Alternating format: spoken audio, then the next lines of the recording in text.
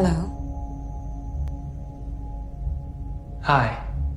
What would you like to have a conversation about? I'd like to have a conversation about Ex Machina.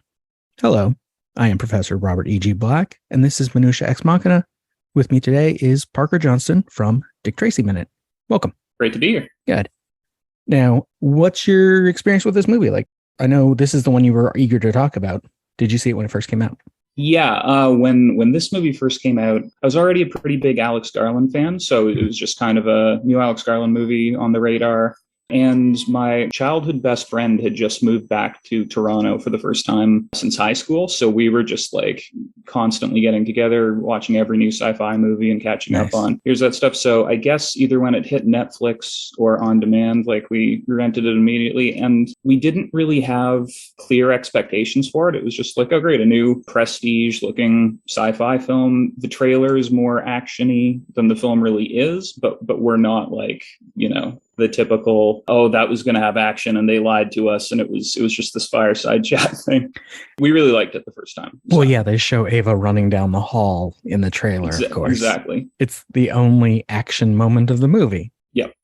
When she stabs him is less action than that. Yeah, that one and Caleb screaming as well. The only screaming goes on the whole one. Because this is not a energetic film per se. I mean, I like it. I like this, that it's so much just conversations and trying to find the different angles these people have for each other. Yeah. It's good sci-fi. It's the thing is as well, like I should say that's just the how I saw it story. The thing is, like, it became one of those you watch over and over again. Yeah. I think I've cited it before in various places online as like, it's probably the movie that I saw for the first time above the age of 25 that I've rewatched the most. When you're a kid, you watch everything 100 times. Yeah, everything gets rewatched. Yeah, exactly. Very few films. I think this and a couple other older ones, Fargo and Glengarry Glen Ross, those are the only ones I've rewatched like over 10 or even 20 times above that age. A far cry from you watching Groundhog Day hundreds of times in adulthood. Although that was one that when I first saw it, I was still pretty young. So yes, it was a fixture from not childhood. I was a teenager. This one, yeah, it's much later for me. And I've watched it a bunch of times. I've watched it for my blog 6 times. That's an interesting point as well. Like, I think one of the reasons why I always end up coming back to it is because like there's so much to discuss and obsess over in it in terms of some of the mysteries. And a lot of the times I'll just start watching clips from it. Mm-hmm. And then I realize like, okay, I've watched like 40% of the film just in clips again now. Now I'm just going to watch the whole thing again for cohesion. And it's been one, I guess, like to really get into it, like at different times. At one point, so right now I'm a web development graduate, and I'm trying to get a full-time career as a web developer. I didn't know how to program at all when I first saw this, so that element to it came into play for me later. And I went to University of Toronto for a while, and the programming program they had there was in a building called the My Hall Center. And it's very, very much the same aesthetic as the Juvette Hotel, the same poured concrete walls with the divots in them and steel and glass. Mm. And the two instructors of that program physically resembled Caleb and Nathan so vividly that it became like this running thing. One of them was this tall, pale redhead, and the other one was a very hirsute, bearded, stocky guy. Both great guys, both similar personalities to Caleb, no Nathans among them. But the film started going around the class just because everyone was like, yeah, let's watch this programming movie while we study programming. And it just sort of became a running thing to them. And that was a good excuse to watch it again another 2 or 3 times just during that school year. Sorry, I had to mute my mic to type for a second because I realized in my notes, this does relate because you were saying how people look like these 2 actors. In my notes, half the time for this minute, I called Caleb Tim, which is his character in About Time. Oh, of course. And I'm like, wait, who's Tim? And it took me a second to realize what I'd done. Yeah, Donald Gleason can be something of a chameleon actor, but this and... Yeah, well, and Oscar Isaac, too. Yeah, the biggest one. He's got to be the big example of that, I think, for a lot of people. Mm-hmm. Yeah, when I saw this, I had seen a couple other things with him in it, but didn't realize it was the same person. Yeah. I think it was probably not until he was in Star Wars where I realized, oh, that's that guy that was in this, and this, and put it together. Yes. See, with him, I would have seen this just before Force Awakens, a few months before Force Awakens came out. Yeah. So it was cool to see the two of them together again in Force Awakens. I definitely did not make that connection until months later, though, because they're so different. Yeah. I think for Donald Gleason going into this, I just knew him as Bill Weasley from the Harry Potter films. Oscar Isaac from Drive. At the time, I was a Drive fanatic, like many. Yeah, I love Drive, but completely just didn't put it together. That was the same guy. Exactly. He's just a regular supporting guy in that. And then, I found out he was King John and the Russell Crowe Robin Hood as well, which we're getting much younger, much more Timothée Chalamet-esque in that. Wow. Yeah. Its movie is, for such a small cast, has really great people. Yeah. No, absolutely. Yeah. That's, it's improved for me. I think at least one or two of your previous guests I've heard say this, like it's gotten better for me every time. It's gone from let's say a 4-star movie to gradually the full 5 stars. There's little things. It's one of the best examples of a movie where problems I had with it on the first few viewings, like even over 5 viewings, became assets. Like it's not a bug, it's a feature thing. Yeah. The main one for me that always bugged me was how fragmentary it feels. A lot of scenes obviously end really abruptly in really strange places. A lot of Ava's conversations with Caleb cut off in after a few minutes, and it's like, well, what was the rest of that? Right. And they seem like they're complete too, exactly. Not like we left in the middle of it. Yeah. So it's like, what are we not seeing? Why is Garland so hasty and impatient to move the story along? And at first, that bothered me for years. Eventually, though, I've grown to really like that side of it, because to me, my sort of top-down view of the film now is this is a fragmentary record of how the singularity happened. This is if you were an AI living thousands of years in the future, and this point in time, the early 21st century, is the way we look at biblical times now. Finding this fairly cohesive 2-hour reel of events would be striking up. It would be the greatest historical find ever. And just seeing these mundane conversations, and you don't get to see everything, but this is as good as it gets. And there's cryptic details missing. We'll never know the whole story, but we're watching history that will be very significant later. Yeah. When it was just guys hanging around talking and eating sushi and stuff. And that makes each one of the conversations both matter more in the larger picture, but also seem like they don't mean anything as you're going along. Exactly. And so it's these very mundane stuff. And then at some point you realize something bigger is happening, and then it's too late. Similar to what Nathan is doing. He thinks he's in control of this whole situation until the moment where he is not. Exactly. That's kind of my view of Nathan has always been, he knows that the AI will eventually kill him, or at least escape. He knows that when he gets it right, it'll be the one before he expected to get it right. Yeah. But he still just can't believe it till it happens. That's always sort of been my read of him. He wants this to happen. He knows it's going to happen.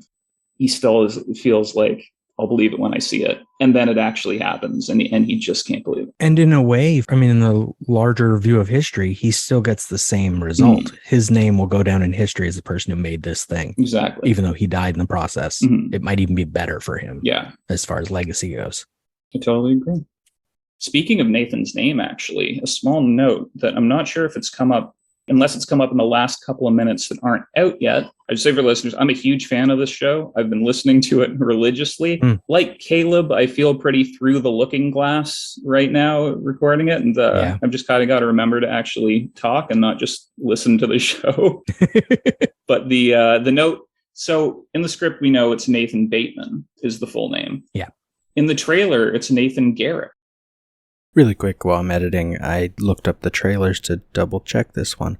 I can't find a trailer where anyone says Nathan Garrick, but apparently promotional materials did have that name, and Oscar Isaac, in at least one interview, identified his character by that name.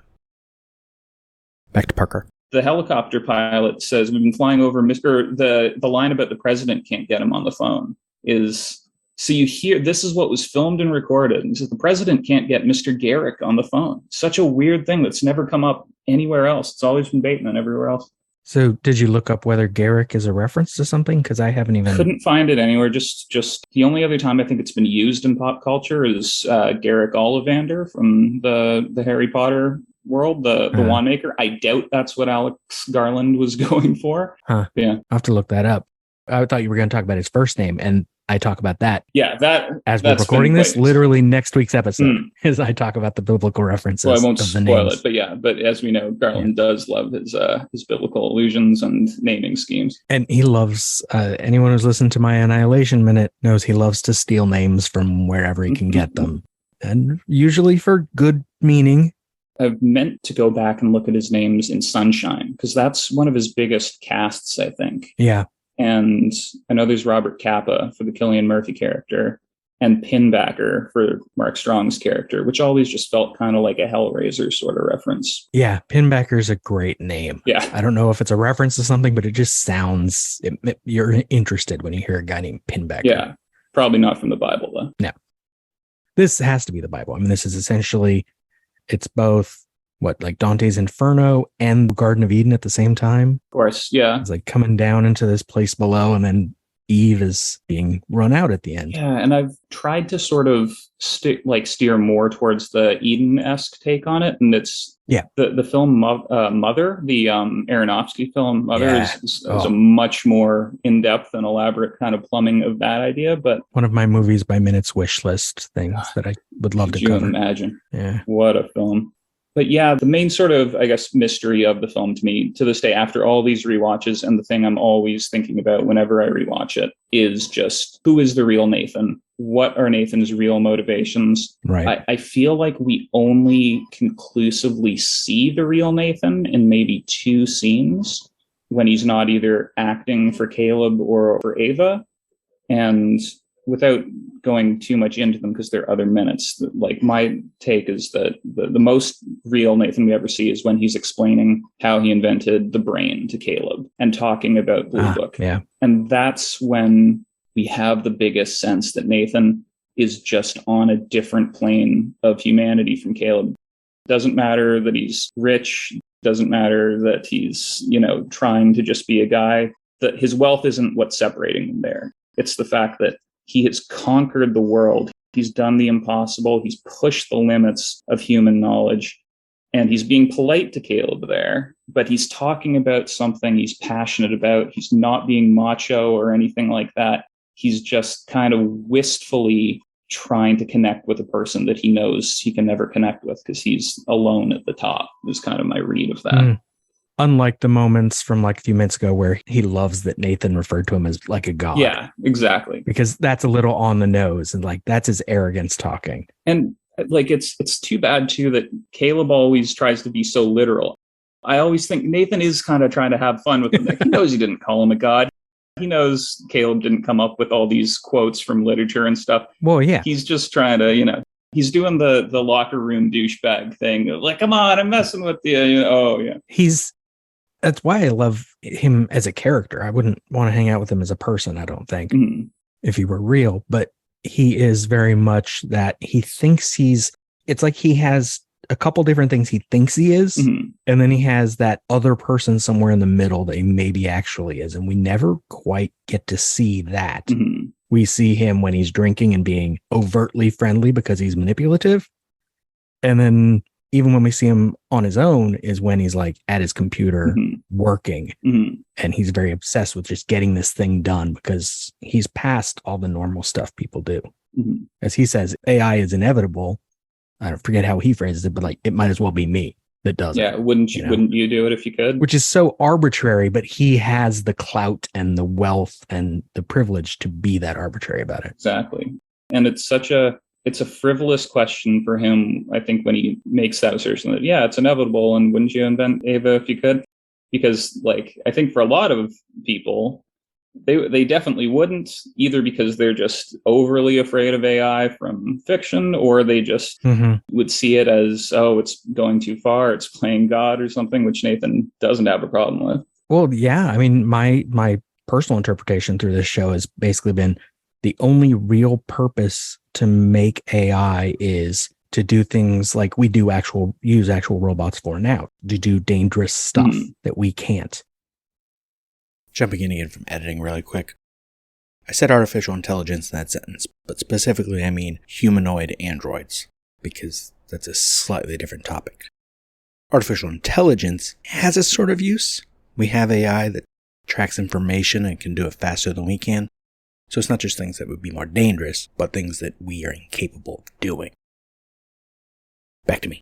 And I think Blade Runner is that narrow line between them because they make them look human, but then send them off world to do dangerous things. Mm-hmm. There's no reason to make an AI this complicated and make it look and act human unless you want it as some sort of slave.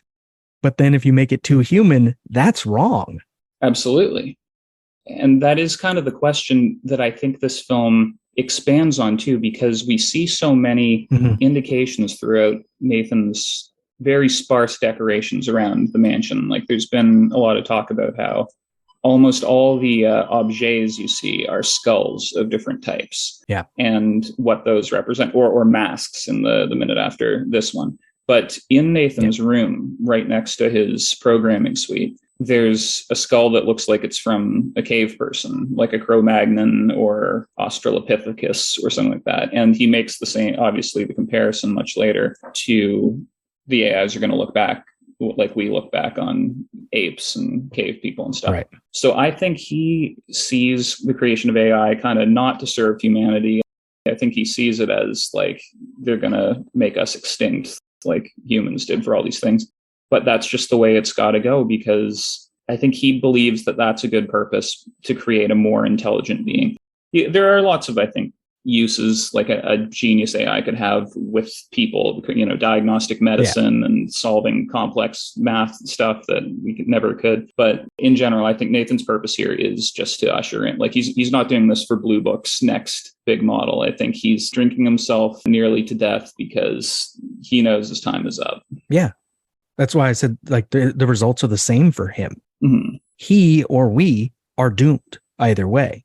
Mm-hmm. Whether that comes now or later, whether he does it or someone else does it, It's got to be done. There's nothing left for him to do once he makes this. And so then his method is to make them women and mistreat them constantly, which clearly is a problem for him as well. It's not like he is that kind of guy outright.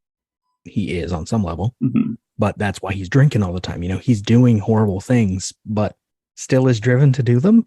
Yeah, it's like, I think a lot of that is just that kind of undercurrent of toxic masculinity in general, but also like the misogyny that's rampant in the tech world.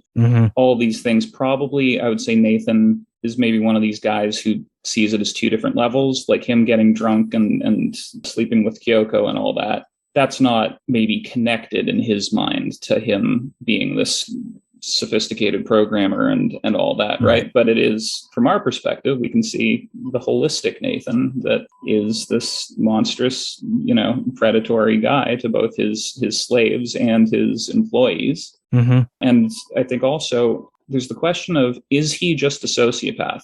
Like, because in his opinion, when he says the best indication of consciousness is whether she could manipulate somebody else. That's all he cares about. Yeah. And when he's talking to Caleb about, Caleb's always trying to get very technical and very sophisticated in terms of how to, he's talking about stochastic and non-deterministic tree structures for language. Nathan's not interested in all of that. I think one, because, you know, he's super smart. He gets nothing out of having this with Caleb. Yeah. The other thing is that he has created this really simple, he wants to get the baseline of, can this robot manipulate any given person? Most people aren't going to be programmers who care about her logic. They just want to know if, you know, she has consciousness, how does she make them feel? Maybe his integral stage of rolling out AI is taking over the world with an army of manipulative robots. But the point at the center of all this to me is that it was always, I thought, very telling that his idea of proof of a past Turing test is, can a robot manipulate somebody into doing like serious crimes? And if so, that's a pass. He has no other way to relate to people than manipulation. Well, yeah. I mean, his introduction in the film is manipulative. He knows Caleb has arrived, but he goes out to work out. He gets a drink.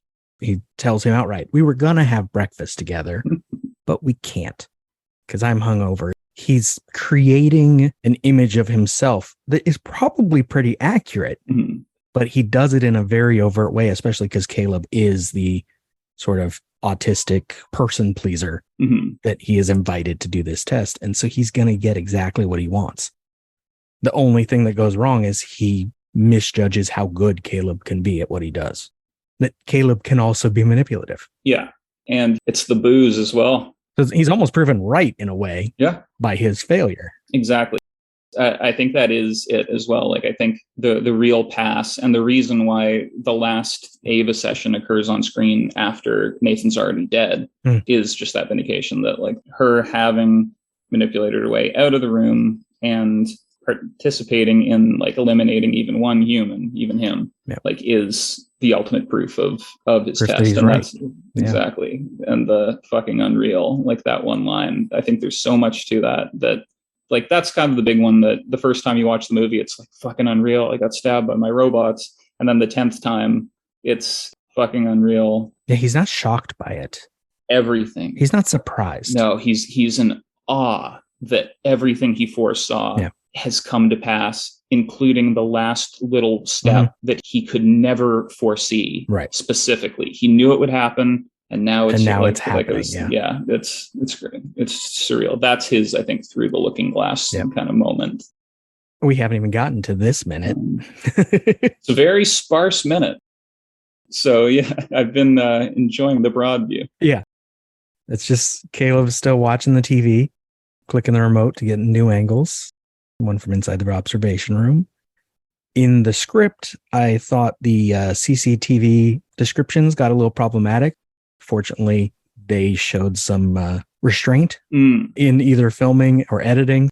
Somewhere along the line, they changed their minds because it says Caleb is transfixed by the imagery, her posture, her legs tucked beneath the chair, the curve of the breasts on her synthetic torso. The CCTV images become Caleb's POV, the things he's observing. Close-ups of her face, her eyes, her mouth, the way she bites her lip in an expression of concentration, as when she smiled, there's a powerful sense in the tiny gesture of her feeling sentient and human. Even more so because her face fills the screen, hiding the mechanical parts of her form. Which... very different read. Yeah. And if we take it literally, that means... And in my notes, I'm like, I wouldn't put it past Nathan to do this. There are cameras everywhere in that room. With close-ups, long shots, everything, which could be, but it creates a very different tone in this moment. It's already weird that, he was having trouble sleeping and saw her at first in his bed when he turns the TV on and then gets up and goes to her, but it could have been worse. I'm glad they toned that down. Yeah, it's very interesting that the script and direction are the same person here. That I guess Garland, maybe he just looked at it and maybe they filmed it the other way with the close-ups first, and then he saw it and felt it didn't work.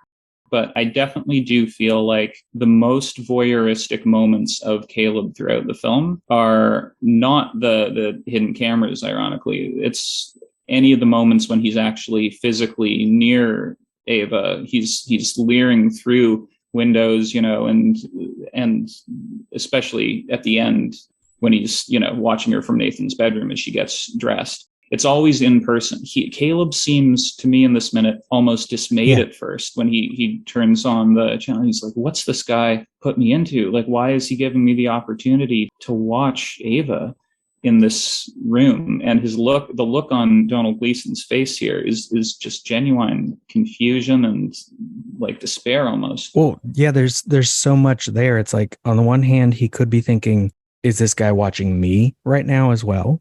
Is this still part of the test? I mean, because it is useful to be able to watch her in this moment, maybe when she doesn't expect it. You want to see what she does. The fact that she's drawing is important, but he'll hear about it tomorrow because she tells him. But then it's just, why did this guy put this access in my room and not tell me about it? And we don't know if Caleb's turned the TV on before now. I always kind of imagined if it was like maybe he tried it before and it was just wilderness views from the outdoor cameras. And now in the middle of the night, he can look into Ava's room. And again, like very calculated by Nathan, I think, to foment a kind of voyeuristic attraction to Caleb, like you say, being able to watch her from his bed in the middle of the night. But his shock at first is kind of surprising. He's so disturbed. But then his face kind of changes, I think, from dismayed to this kind of longing. Now, this is maybe the first time he's seeing her as just a girl in a room. Yeah, she's not just there for his test. She exists. Exactly. It's not a zoo anymore. Right. He's peeping in someone's apartment, kind of. Other than that, I think the first kind of shot we see of him looking at the TV from the bed, it reminded me of Dave Bowman in 2001: A Space Odyssey, looking at the monolith from his hotel alien bed. It could be unintentional. It feels like it is pretty on the nose. Very famous shot. Probably intentional, and they figured they could get away with it because the room is visibly such the opposite. It's not bright white and well lit. It's dark. Exactly. And at night. That is a good point. And the monolith was deliberately, the shape of a movie screen. That is true. I love this TV, though. Oh, I love it. That it is like embedded in that concrete wall. I've had to look at it a few times. I wasn't sure if it was a projector lowered down, like from a spool, or if it was embedded in. I think it's just, embedded in, like you said. It's really great.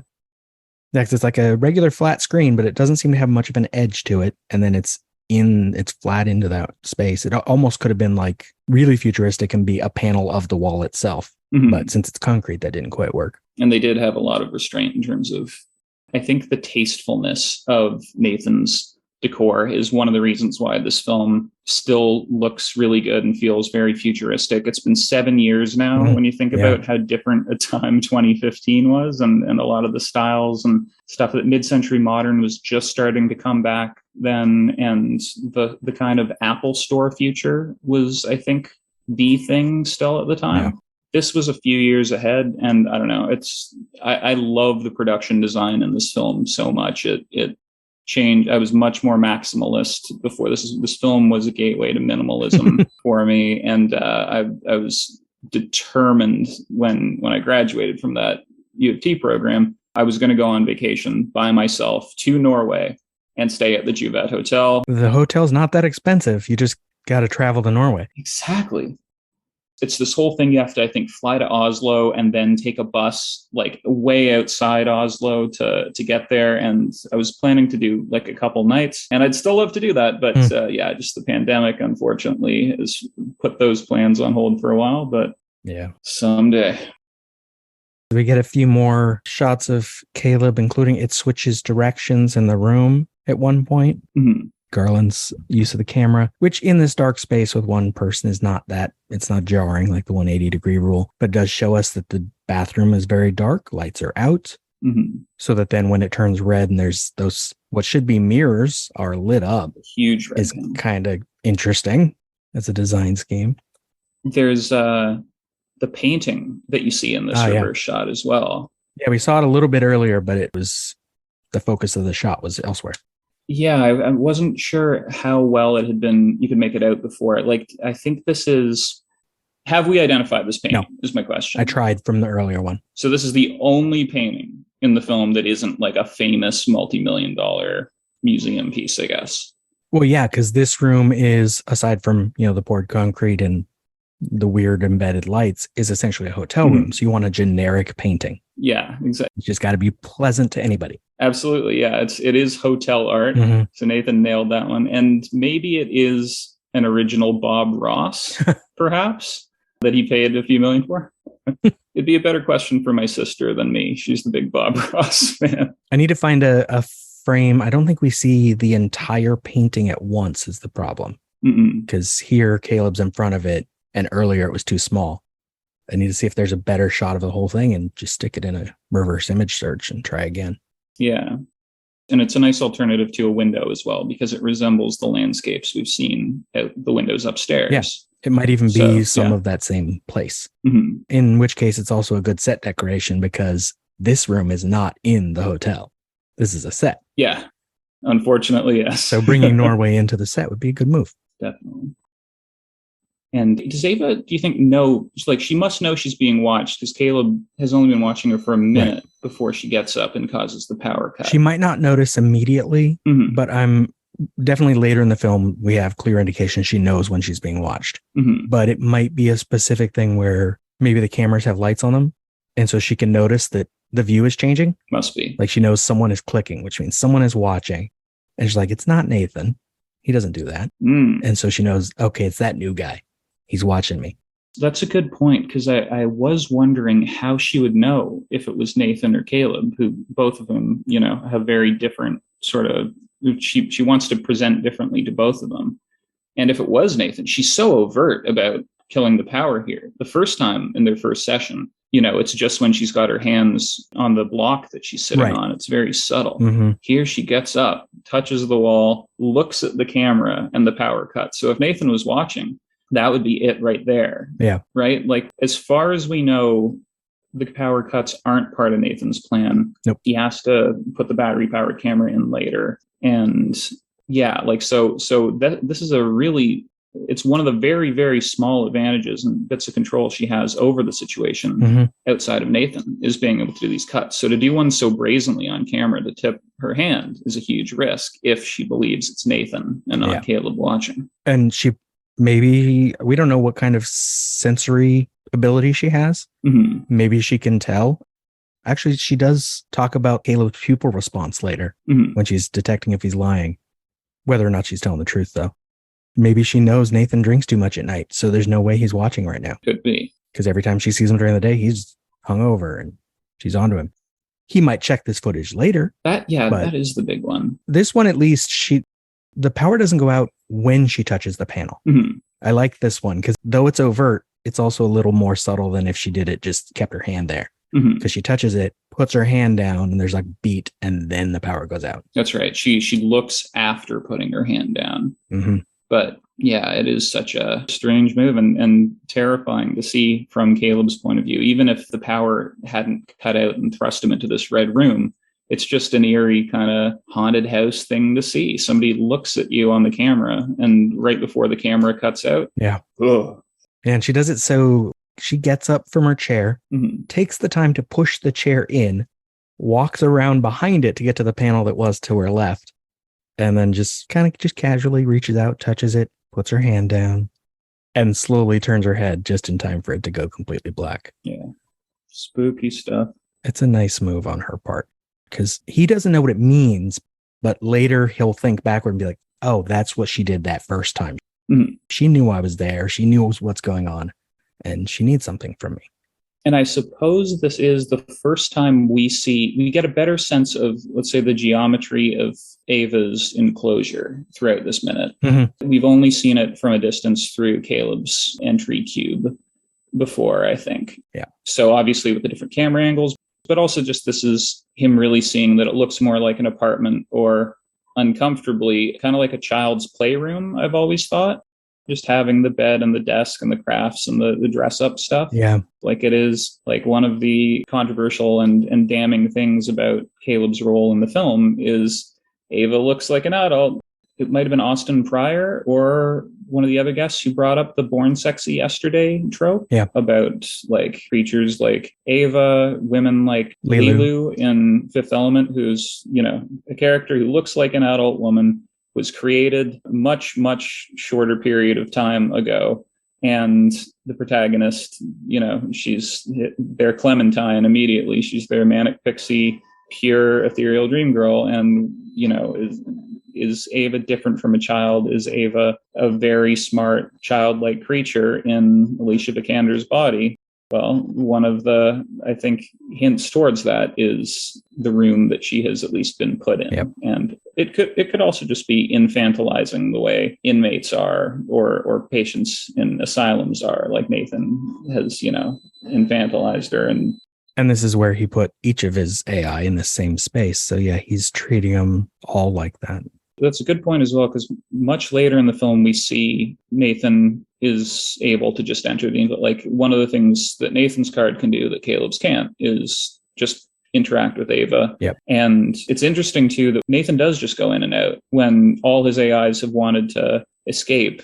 You could have, I think, done the movie where Nathan's never been in the same room as them once they're online. Well, yeah, visibly, there's no way in or out. Yeah, we never see the door that Nathan uses, I don't think. And we don't see how she gets out at the end. Right. There's got to be some panel of glass maybe that moves. Yeah. Because also, you wouldn't have heard this yet, but last minute, I realized the shots from her little garden area. Mhm. There's no door for her to get out there. Right. That's a display. She can see that tree, but she can't go out there. That's one of those things I've always like with the Mary in the White Room scene later, and Ava draws a picture of that tree. I think, yeah, like one of the cruel things about her enclosure is that she can see the tree. She doesn't know what a tree feels like or smells like or anything. Right. And I wondered, actually, I took a note about it. Is the open sky above the cloister that the tree is in, or is there just another window up there, or just a set? Right. Is it fake? Exactly. Right. Is the tree real even? That's a good point as well. And it looks kind of like daylight coming through. Well, it's rarely night in this movie. Absolutely. I actually can't think of a moment where it is nighttime. There's we can see one moment that I watched the film with this in mind at one point. Oh, when they're having dinner. Exactly. When Kyoko spills. When they're eating the sushi. Because that's by the windows. When I first saw it, I don't think I realized that was by the windows. But yeah, that's nighttime. I think because that's the first time they're upstairs in the compound in a while. We've been downstairs many times, but yeah, that is the same room that he first meets Caleb in. Yep. And the other end of the room where they were just talking. Yeah, that's one of those things that I've put together over many viewings, figuring, oh, that's just the same room from different angles. I can't remember if that's in the Juvet Hotel or in the other private residence where the fireplace is. I believe this is a dining area at the hotel. Okay. The entryway with the stairs where Caleb first came in is the house. Right. Well, I really hope the sushi room is in the hotel, should I ever get to go there, because very cool. I also learned recently that none of the furniture we see is the furniture that's actually there. Maybe in the dining area. Maybe. Those tables might be, because those are very minimalist. But like, there were some fairly nice chairs in the entryway. That's right. But they put those there because they wanted the entryway to look like it's a little more welcoming. Well, hopefully they've got good taste in what they do have at Juvet. And I think some of the bench that Nathan sits on in the Caleb looked at me and said, "You're a god." I think that's just kind of carved into the wall or out of the concrete. Yeah, it seemed to be attached. Yeah. It's just part of the concrete. So yeah, I love that room. That is the only conclusive nighttime scene in the film. I'm assuming it's just short Alaskan days. Like maybe we've got 3 hours of night. But I think Ava herself, not only does she have no night and day, and it's just, she's got natural light coming in, she has no real sleep cycle, or it doesn't seem like. She's not charging for 12 hours or 6 hours or anything. She's just up and down all night, which kind of adds to, I think, that makes her more alienating to a human, right? Just the idea of somebody who's up all the time. At the same time, the lack of a day-night cycle, I think, is one of the things that is breaking Caleb's personality down. Yeah. There's a lot of weirdness with that, a lot of middle of the night shots where it cuts outside and it's still day. There's weird stuff in the script timeline-wise that it's too much to get into now, but much in the final day, he's seeing Caleb for the first time and saying that it's his last day there. But then in that same conversation, it becomes 10 p.m. when Ava cuts the power. Right. All sorts of weirdness where I think that's part of the Caleb's head has been so fucked with, just because, like the movie Insomnia, you know, when you can't tell if it's day or night, you start to really lose it. Well, right. And then at that point, it's fucking with our heads too. It's like, we think of this is the morning conversation. We've seen this happen in this movie already, but it's not. It's nighttime and the plan went ahead. Yeah. So strange. Yeah. Alarm comes in, everything goes black first, and then red light comes in and it says power cut, backup power activated. And that's when I called him Tim in my notes again. Caleb looks around and see the panels in the bathroom are lit red. And we get a few shots of him looking around. Then he reaches down. We don't see him get rid of the remote, but he reaches down for his key card and goes to the panel at the door and tries it, and it chimes. So it does have some power of its own, but the lockdown procedure means it won't open the door. We get the voice there as well. A full system lockdown, with all power outage. Yeah, until main generator is restored. To which he says, "You're kidding me." And it's chilling as well, actually, when you rewatch the film, knowing what we know much later. This is the first time we see Caleb locked in to any part of the facility. We see him reach out and touch the door, and we see, like, he tries his key card, it doesn't work. Right now, it's a mundane detail. Obviously, that is terrifying foreshadowing for the end of the film as well. It only lasts a few seconds here. Caleb's already really upset by being locked in the red room for a few seconds. Yep. And he tries it again, too. Mm-hmm. Like, after it tells him full facility lockdown, he tries it again. He waves it in front of that thing. Like, he doesn't like that he is now locked in. All been there with the password entering the wrong password twice. Mm-hmm. Yeah, why do you think it is that the lights are red too? Like from Nathan's, why would you program the facility to, I know with hospitals it's lower power for red LEDs. I guess that's probably it. It could be part of that. It also could be a built-in thing where maybe the AI can't, no, because she goes around in the red light. Like maybe he created her ocular sensors so they have trouble with red lighting. If it wasn't debunked within the film, that would be a great idea. If he built in something, I mean, this applies to a lot of things. Yeah, the door's locked so no one can come in and just steal things by turning the power off. But what keeps the AI from getting out? She can't see. Yeah.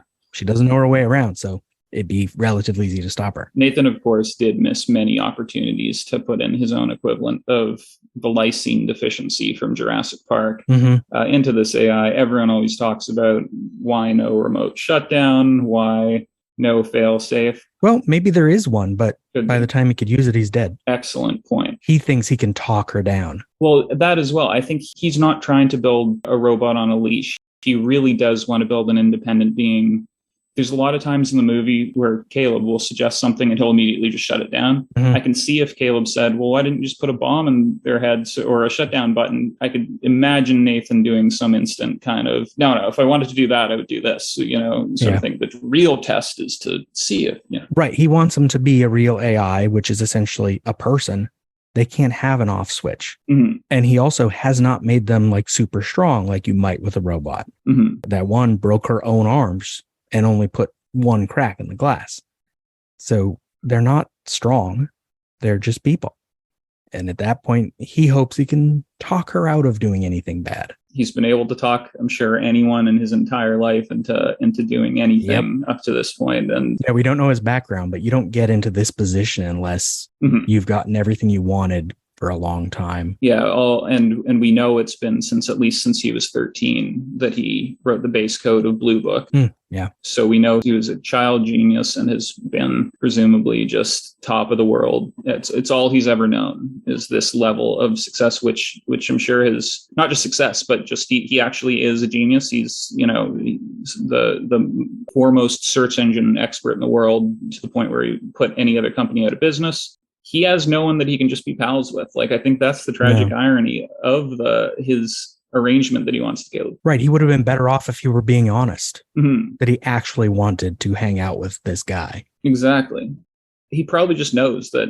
I mean, that's, I think, one of the reasons why he did invent the AI. He can't be pals with anyone. He can play at that idea with Caleb, but I think he just knows that he's just too smart. That's why he's only there for a week. In a week, you can hold up that mask. Yeah. You can pretend to be this more friendly person. This actually raises, I think, one of the things that never comes up in the film. What was the original? Let's say there's no AI. Everyone who wanted to win this competition. If there was a competition. Yeah, if there was a competition, of course. Well, we will have to get to that one.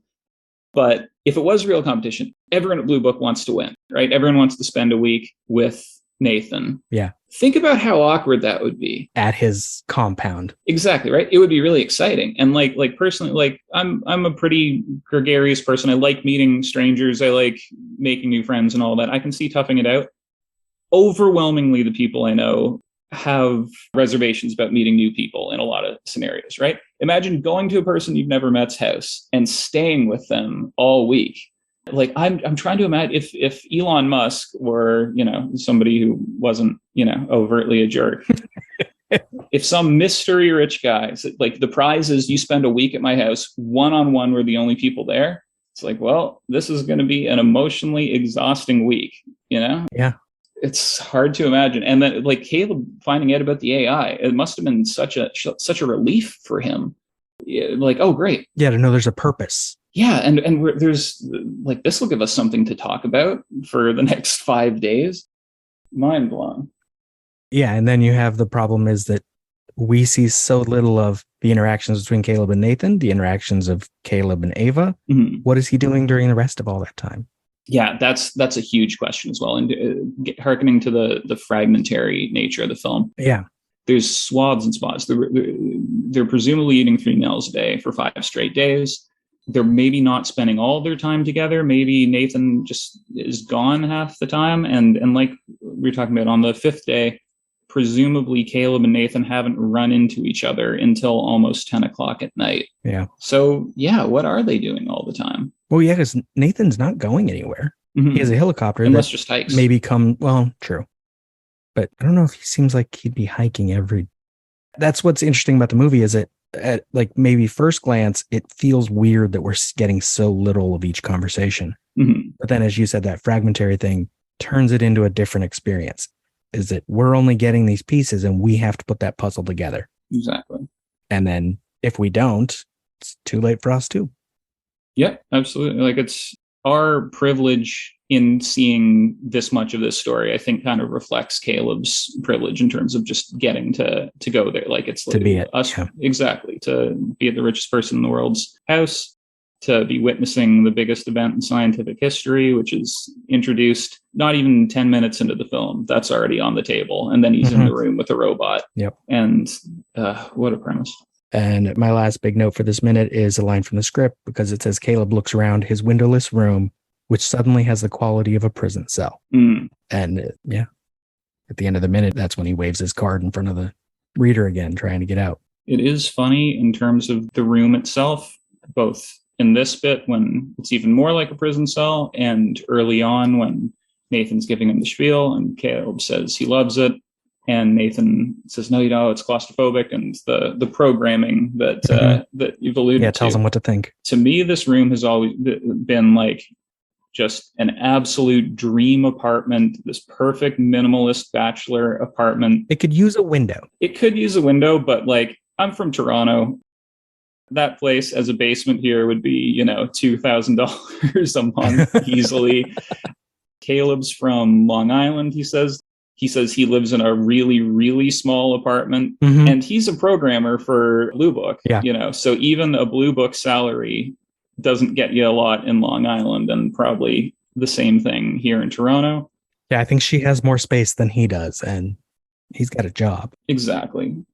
And yeah, like when I first saw this film, I was still in school. I was working part-time at a bookstore. I was living in my mom's basement, and having an apartment like Caleb's room there was all I could dream of. It was just the coolest thing ever. Even if it was red lights all night, even if there were no windows, I would have paid top dollar for it. Yeah, I love the wood sort of counter over at the one end of the room that parts open up, one part swings out into a desk. Exactly. It's a great setup for the space. You could charge anything you wanted.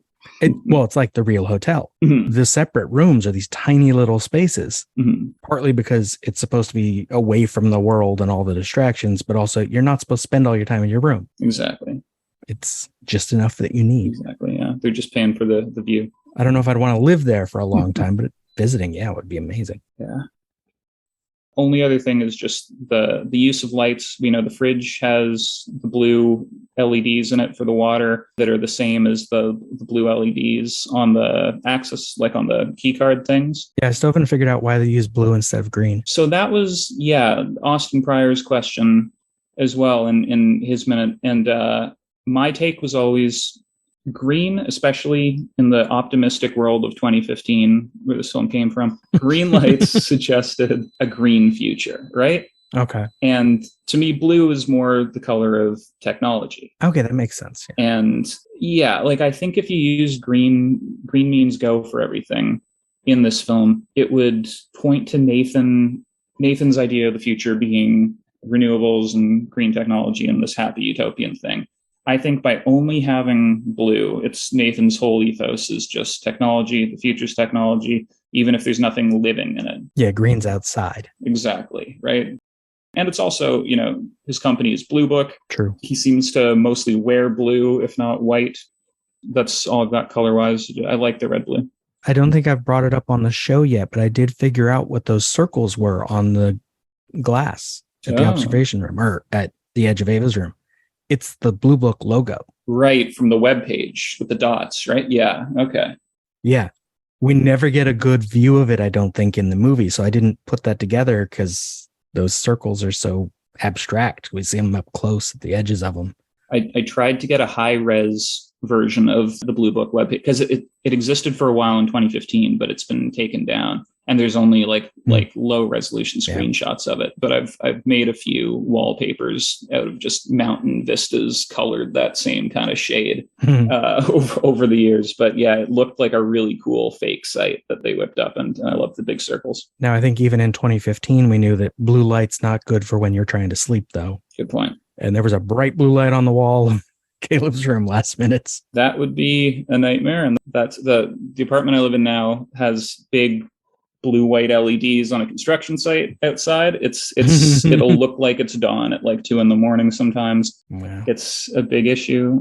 There's a whole kind of tangent there about the year this movie came out, 2014, was the year that the winners of the Nobel Prize for Physics in that year won for inventing blue LEDs, or inventing the process to mass produce blue LEDs. Huh. They had invented it a few years earlier, because usually the Nobel Prize is years after the thing that you're winning it for. Right. But just after they invented it, that's sort of when it took off, when we started getting blue LEDs and white LEDs everywhere, when Blu-ray discs became a thing that could be invented. And it's just interesting that, yeah, the Nobel Prize that year went to the blue LED. And in this film, we see a blue LED world.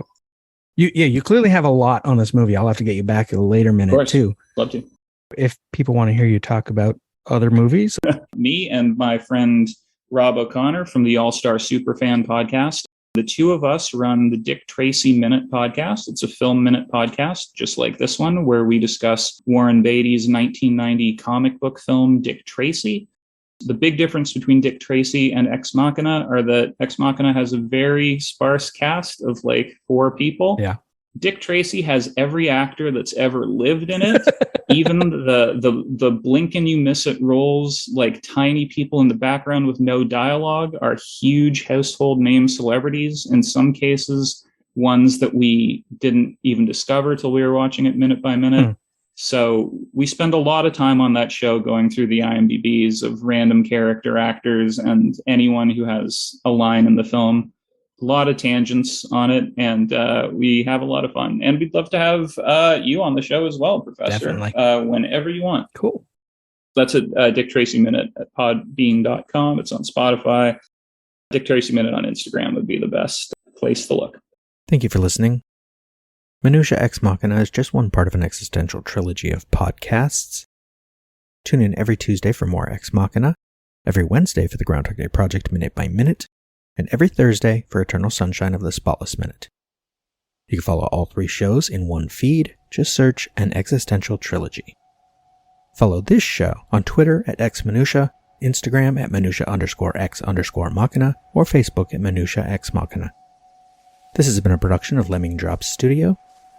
You can find links to more at lemmingdrops.com, or join the Facebook group Lemming Drops Studio Tour. Also, you can support all my shows at patreon.com/lemmingdrops. Until next time. What imperative does a gray box have to interact with another gray box? Can consciousness exist without interaction? The real test is to show you that she's a robot and then see if you still feel she has consciousness.